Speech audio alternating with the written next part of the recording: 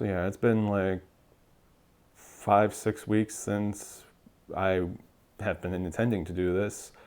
Uh, Unfortunately, the weekend I was going to do this, I slipped and fell down some stairs at my parents' place, and I ended up with, I believe, a fractured tailbone. It's tough to say if it's actually a fractured tailbone because the x-rays didn't show a major fracture, but they think there might be something like a microfracture within the tailbone. It again, it's still hurting. Like it still hurts to sit, and actually, it hurts more to stand up than it does actually to sit.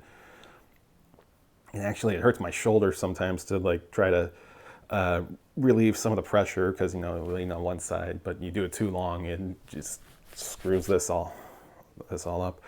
But what I'm more worried about than just the pain right now is when Lohengrin is going to be doing live in HD, because that's like a 5 hour sit there. Like, just music wise, it's about a little over 3 hours. But you do all the scene changes, the intermissions, that's going to be 5 hours. Yeah, I'm not really looking forward to that. And honestly, it's part of the reason why they need to fix this whole live at home thing. Like, it's great that they brought it in, and it's great that they made a thing for people who don't necessarily have a way to get to a theater to watch opera from the Metropolitan Opera House. But the fact that there's like almost like a regional blackout for people who are too close to theaters. This is playing in old rules right now. Like other places, San Francisco, Berlin, they can show their operas live through their apps.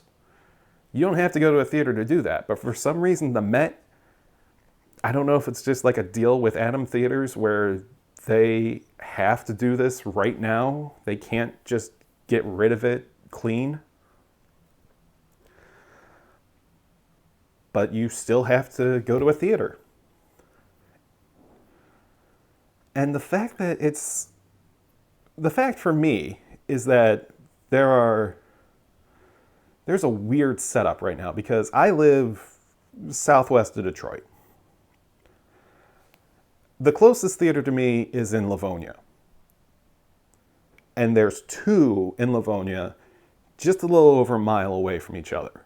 First theater is I believe it's the Phoenix at Laurel Park Place, and the other is the AMC 20, and they're literally just like a mile plus from each other.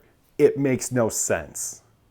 Those theaters don't sell out, and it makes no sense why you would have both. There's plenty of room in both of them to have everyone in the theater. So why do we have two in Livonia, but when you get to like southern Wayne County, it's either you go to Livonia or Ann Arbor, or you go to Ohio. That is literally the choice. Like, I don't want to call out Peter Gelb for this because I'm sure there's contracts in there, but Peter, you gotta do better with this. Like, I'm sure there's going to be people that want to go to the theater because you can still go there and socialize with other opera watchers. I actually did that the last time when I went to the one at Laurel Park Place. The person that I was sitting next to, she and I talked and we had a decent conversation about the opera. But there are some times where just the convenience of having it in your home outweighs the need to go out and socialize. Like right now, it would be better for me if I could just lay down on this couch or on my bed and watch 5 hours of Lohengrin than to drive an hour to Livonia, sit for 5 hours in a theater, and then drive an hour back. All while I'm still trying to heal from a microfracture.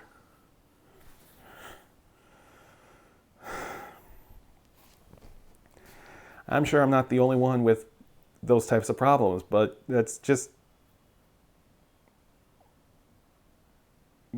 That's something that the Met has to figure out. That's something that the Met has to fix in these coming seasons. Okay, let's actually get to Fedora. I mean, overall, it was a fine opera. I actually mentioned this in the YouTube short of this, where there was a point where the sound for our stream actually cut off at various points, and we actually had to pause the stream for about 5 minutes to let everything buffer and get lined up again. And it turns out that it looks like it was just in my theater, or at least it wasn't a worldwide issue. It was just a select theater. Your internet is having an issue, so you're going to have a not so good experience. Again, reason why it would be good to have Live at Home be a full worldwide thing and not just you're 50 miles away from the theater so you can watch it at home. Because then I could actually pause it, let it buffer for like 10 minutes, and then not have a single issue the rest of the time. But yeah, the opera, I think they mentioned something about how it was more or less considered like a throwaway opera in a way. Not for the Met, but for, was it Giordano? Yeah, Giordano. Umberto Giordano. So that was that. I don't know. For this type of story, something like this, where like your main female character is sort of lying her way into a relationship with another guy. I don't know. La Rondine? Although La Rondine came later.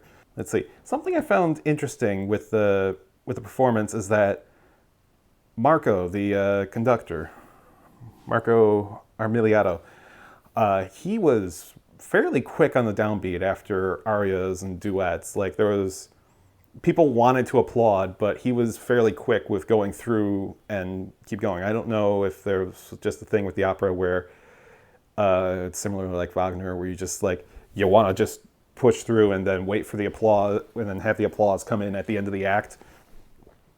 I mean, I don't think it was necessarily like that, but it definitely seemed early on like Marco just wanted to get it over with. And I don't know if that's the right way to say it, but it just seemed like he just didn't necessarily let things sit and let people show their appreciation during those songs, especially early on.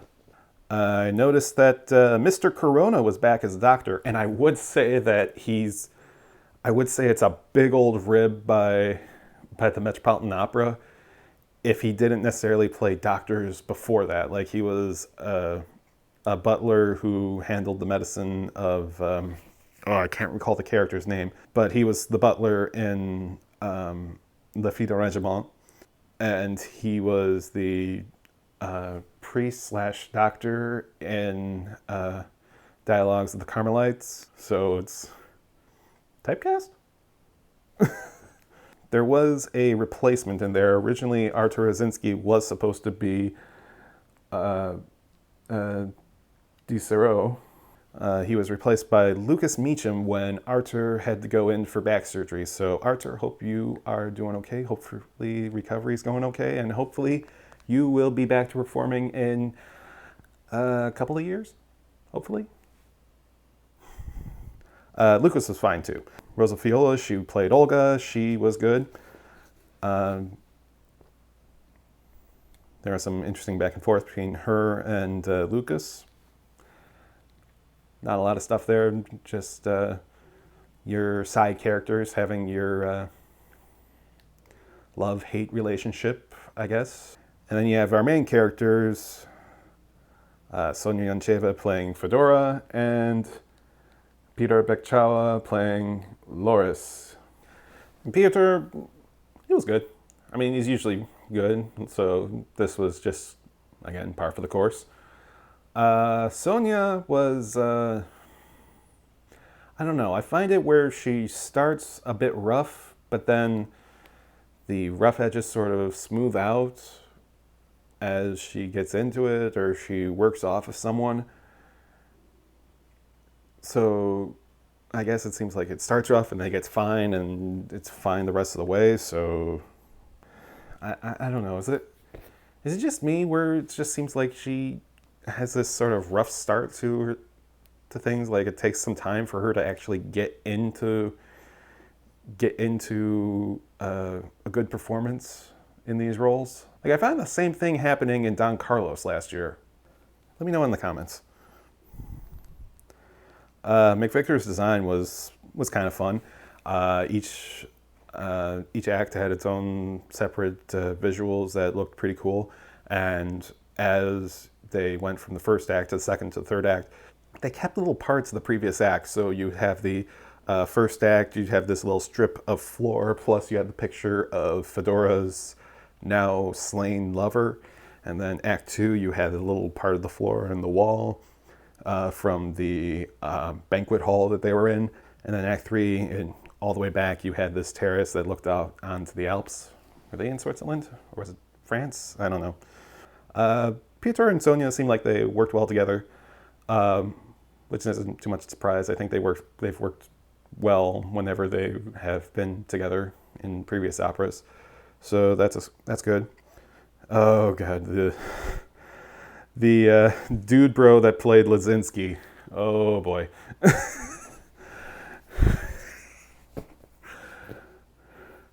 Who okayed that? Like not the fact that he was there, but just that look. Oh my god. Looked like I just pulled a surfer off the beach and like, hey, you want to be in this opera? He's like, dude, yeah, I want to be on stage.